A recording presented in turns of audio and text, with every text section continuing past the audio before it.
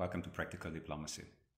So, languages. I'm certainly not going to invent the wheel here when I say languages are extremely important in the practice of diplomacy. When we follow up the initial smile and handshake or bow, we use languages to start the substantial interaction. The first thing that you already know, and that is imperative in our era, you must speak good English. The 21st century speaks English, like it or not. As in the age of the Roman Empire, it was Latin, now it's English. Yes, I hear you, dear friends in France. French used to be the language of diplomacy, but that was a long while ago. Reality is that it's just not anymore. Mandarin Chinese, we will see in a decade or two, but surely not yet. So before one has a solid English, all other languages, including mine, yours if it's not English, etc., can only count as a hobby. Now, I am aware that you are watching this in English, so it feels a bit redundant, but the message is strong and you can forward it to whomever it applies to.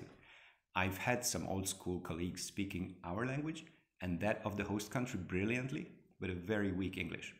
They were great in their particular line of work, but completely lost in the first moment of any international situation. And quite obviously, even in bilateral diplomatic work, there are way more multinational situations than just us and the host nation types of situations. So lesson 1, learn good English. Having done that comes lesson 2, which at first may seem contradictory. Learn as many languages as possible and keep learning them along your path as a diplomat. So first of all, how can I say this when I just said all other languages are just hobbies? The solution is about the timing. English is so fundamental that it must be a #1 priority. Once that is mastered, it's like acquiring a ship for your ocean crossing, so essential that without that, you can't even sail out. But if you want to be a really good seaman, you may very well need lots of other skills, right? So to be a really good diplomat, you should never stop learning languages. Depending on your line of work expertise, you may have additional essential languages you must use. For example, in Southeast Asia, I could function with English from day one, but in South America, it was obvious that I converse in Spanish. If you head out to countries important globally or important for your country, it is either a necessity or courtesy that you learn their language. Think Germany, Brazil, China, for instance, or your neighboring countries. You wouldn't serve there without learning their language, would you?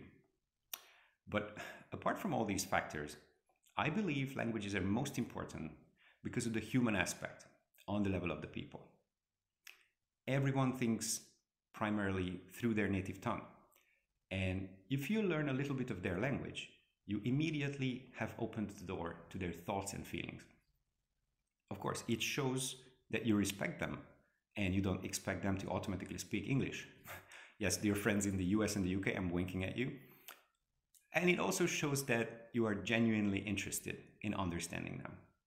It has opened up human discoveries and professional opportunities countless times for me, just to simply start with a few sentences in the language of the person I was meeting. Even if it was only just a little bit more than the usual first sentences, even if I admitted right away that I'm an absolute beginner, the smile, the positive vibe it generates is simply unbeatable.